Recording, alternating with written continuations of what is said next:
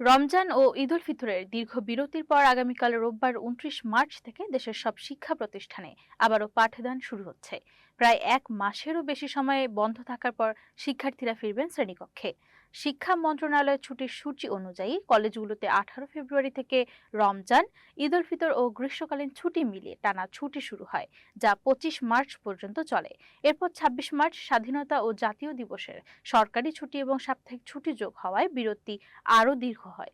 ফলে ২৯ মার্চ থেকে কলেজগুলোতে নিয়মিত ক্লাস পুনরায় চালু হচ্ছে। একইভাবে সরকারি ও বেসরকারি মাধ্যমিক এবং নিম্ন মাধ্যমিক বিদ্যালয়গুলোতে ১৯ ফেব্রুয়ারি থেকে ২৬ মার্চ পর্যন্ত মোট ৩৬ দিনের ছুটি চলে। প্রাথমিক বিদ্যালয়গুলোতেও ৮ মার্চ থেকে শুরু হওয়া ছুটি একই সময় শেষ হচ্ছে। এর ফলে সব স্তরের শিক্ষা প্রতিষ্ঠান একযোগে খুলছে। দীর্ঘ ছুটির কারণে সৃষ্ট শিখন ঘাটতি কাটিয়ে উঠতে প্রাথমিক বিদ্যালয়গুলোতে বিশেষ উদ্যোগ নেওয়া হয়েছে।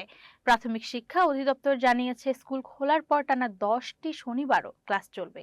এতে নির্ধারিত পাঠসূচি সময় মতো সম্পন্ন করা সম্ভব হবে বলে আশা করা হচ্ছে।